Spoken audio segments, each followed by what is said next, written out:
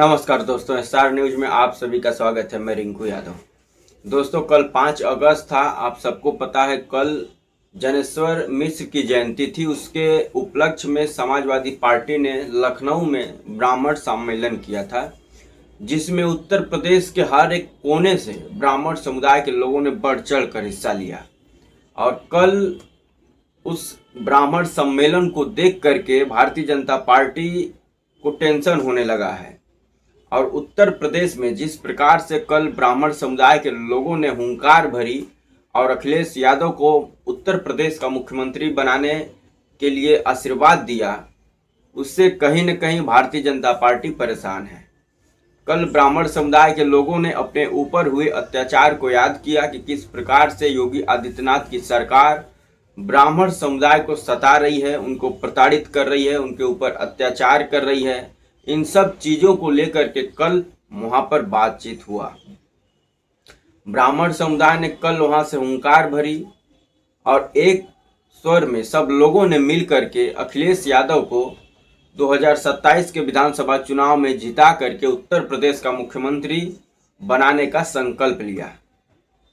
ब्राह्मण समुदाय ने याद किया कि कैसे जब से उत्तर प्रदेश में भारतीय जनता पार्टी की सरकार बनी है, तब से लेकर के अब तक ब्राह्मण समुदाय को छला जा रहा है, उनके समुदाय को प्रताड़ित किया जा रहा है, उनके समुदाय को परेशान किया जा रहा है, उनके समुदाय के लोगों का आए दिन हत्या, मर्डर, बलात्कार हो रहा है। खुशी दुबे को भी लोग याद किए। तमाम ऐसे ब्राह्मण समुदाय से आने वाले लोगों को कल याद किया गया जो प्रताड़ित हुए हैं या जिनकी हत्या हो चुकी है। अयोध्या से पवन पांडे, समाजवादी पार्टी के नेता, पूर्व राज्य मंत्री, ने तो पूरी तरीके से कल योगी आदित्यनाथ सरकार की बखिया उघेड़ के रख दी कि किस प्रकार से योगी आदित्यनाथ की सरकार ब्राह्मण समुदाय को उत्तर प्रदेश में परेशान कर रही है। उस ब्राह्मण समुदाय को, जो ब्राह्मण समुदाय ने दिल खोल करके भारतीय जनता पार्टी का 2017 से साथ देता आ रहा है, उस ब्राह्मण समुदाय के साथ भारतीय जनता पार्टी, योगी आदित्यनाथ कैसे सौतेला व्यवहार कर रहे हैं, उसके बारे में दिल खोल के बात की। वो बताए कि कैसे शंकराचार्य को प्रताड़ित किया गया, संगम पर स्नान करने से उनको रोका गया, उनके बटुकों को चोटी उखाड़ करके मारा गया, लातों से कुचला गया। तमाम वो सब चीज़ों को कल पवन पांडे ने याद किया और अपने समुदाय के लोगों से हाथ जोड़कर विनती की कि इसका बदला योगी आदित्यनाथ की सरकार से आगामी 2027 के विधानसभा चुनाव में ब्राह्मण समुदाय के लोग लेंगे, ये उम्मीद भी की। ब्राह्मण समुदाय के लोगों को किस प्रकार से उत्तर प्रदेश में प्रताड़ित किया जा रहा है, इसी बात से आप अंदाजा लगा लीजिए कि उत्तर प्रदेश में सबसे ज़्यादा जिसका एनकाउंटर हुआ है, दूसरे नंबर पर ब्राह्मण समुदाय के लोग आते हैं। पहले नंबर पर मुस्लिम समुदाय के लोग हैं जिनका 67 एनकाउंटर हुआ है, और दूसरे नंबर पर ब्राह्मण समुदाय के लोग हैं जिनका 20 एनकाउंटर हुआ है। उत्तर प्रदेश में योगी आदित्यनाथ की सरकार पूरी तरीके से फेल है, क्राइम को रोकने में नाकाम हो चुकी है। अभी एक वीडियो कल का वायरल हो रहा है जो सुल्तानपुर के एक सरकारी स्कूल का बताया जा रहा है, जहां पर कुछ बच्चे अपने थाली का खाना दिखा रहे हैं कि किस प्रकार से हम लोगों को मिड डे मील में खाना दिया जाता है। उसमें सब्जी बनी हुई है, सब्जी में ना आलू का पता है, ना मसाला का पता है, ना तेल का पता है, उसमें केवल और केवल पानी नजर आ रहा है, और वही बच्चे रोटी के साथ बोर के खा रहे हैं। आप सोच सकते हैं, उस उत्तर प्रदेश की बात हो रही है जहां पर रामराज आ जाने की बात होती है, और वहां की सरकार कांवड़ियों पर फूल बरसाने की बात करती है, धर्म की बात करती है। तो हिंदू समुदाय से भी मैं कहना चाहता हूं कि अब्दुल को टाइट करते करते बच्चों की थाली खाली हो गई, और शायद उसी पैसे से योगी सरकार कांवड़ियों के ऊपर फूल बरसाएगी। सबसे तकलीफ की बात पता है किसको होती है? उन गरीबों को जिनकी औकात नहीं है प्राइवेट स्कूलों में अपने बच्चों को पढ़ाने की। सरकारी स्कूल एक माध्यम है गरीबों को शिक्षित होने की, और उसी सरकारी स्कूल पर भारतीय जनता पार्टी की सरकार, योगी आदित्यनाथ की सरकार चोट कर रही है, उसको बर्बाद करने पर तुली हुई है।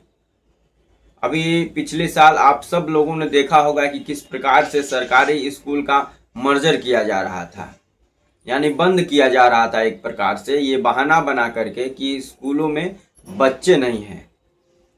लेकिन योगी आदित्यनाथ और भाजपा सरकार को ये समझना होगा कि स्कूलों में बच्चे आ क्यों नहीं रहे हैं। क्या कारण है कि सरकारी स्कूल में बच्चे पढ़ने नहीं जा रहे हैं? उनके अभिभावक सरकारी स्कूल में अपने बच्चों को भेजना नहीं चाहते हैं। इसके पीछे का कारण भारतीय जनता पार्टी सरकार को पता करना चाहिए, और उसके पीछे का कारण ये है कि भारतीय जनता पार्टी के शासनकाल में जो सरकारी स्कूल का दुर्दशा हो गई है, उसको देखते हुए ना अभिभावक अपने बच्चों को स्कूल में पढ़ने के लिए भेजना चाहते हैं, और ना ही बच्चे उस स्कूल में पढ़ना जाना चाहते हैं। मिड डे मील के नाम पर पानी गर्म करके दिया जा रहा है, रोटी बोर कर खाने के लिए गरीब बच्चों को मजबूर किया जा रहा है। ये कहीं ना तो कहीं भारतीय जनता पार्टी, योगी आदित्यनाथ की सरकार उन गरीबों की मजाक उड़ा रही है जिसके पिता के पास इतना पैसा नहीं है कि वो अपने बच्चों को प्राइवेट स्कूलों में पढ़ा सके। तो दोस्तों, आप सब लोग देख रहे हैं कि किस प्रकार से भारतीय जनता पार्टी शिक्षा को बर्बाद करने पर तुली हुई है, स्कूलों को बंद करने पर तुली हुई है, और वो बस इसलिए करना चाहती है कि जो गरीब गुरबा है वो शिक्षा से वंचित हो जाए। जब बच्चे पढ़ेंगे नहीं तो नौकरी देना नहीं पड़ेगा, और जब बच्चे पढ़ेंगे नहीं तो नौकरी के लिए प्रोटेस्ट होगा नहीं। आप सब लोगों ने देखा कि इस प्रकार से दिल्ली के जंतर मंतर पर प्रोटेस्ट हुआ था नीट के पेपर लीक को लेकर के और धर्मेंद्र प्रधान का इस्तीफा को लेकर के। उस दौरान जंतर मंतर पर किस प्रकार से बच्चों के ऊपर लाठीचार्ज हुआ, पैलेट गन चलाए गए, वाटर कैनन चलाए गए, तमाम बच्चे घायल हो गए। ये कहीं न कहीं भारतीय जनता पार्टी समझ चुकी है कि अब जो देश का जनजी है वो अपने हक और अधिकार के लिए सरकार को झुकाना भी जानता है, सरकार से लड़ना भी जानता है, और सरकार से सवाल भी करना जानता है।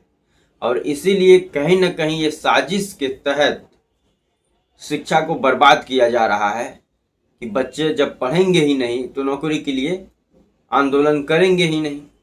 जब पढ़ेंगे नहीं तो आराम से कहीं भी जाकर के प्राइवेट नौकरी मजदूरी कर लेंगे, तो सरकार की भी टेंशन खत्म। लेकिन भारतीय जनता पार्टी को ये समझना होगा कि अब देश की जनता उनके झांसे में आने वाली नहीं है। वो हिंदू मुस्लिम के नाम पर अब वोट देने वाली नहीं है। जाति को लड़ा करके वोट लेने वालों को ये समझना होगा कि देश की जनता अब समझ चुकी है कि उनकी वोट देने की जो अब क्षमता है भारतीय जनता पार्टी को, वो धीरे धीरे अब खत्म हो चुकी है।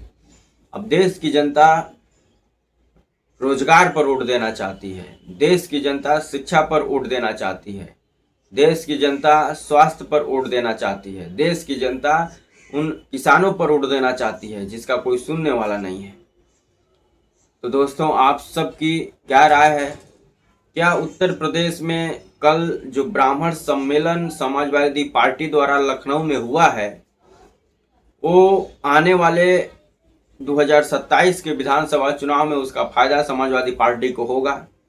क्या 2027 के विधानसभा चुनाव में ब्राह्मण समुदाय का समर्थन समाजवादी पार्टी के साथ जाएगा? क्या ब्राह्मण समुदाय अपने ऊपर हो रहे उत्तर प्रदेश में अत्याचार का बदला 2027 के विधानसभा चुनाव में भारतीय जनता पार्टी को हरा कर लेंगे? इसके बारे में कमेंट कर जरूर बताएं। वीडियो अच्छा लगे तो लाइक कर दें, चैनल पर अगर नए हैं तो सब्सक्राइब कर दें, शेयर करना ना भूलें। जय हिंद, वंदे मातरम।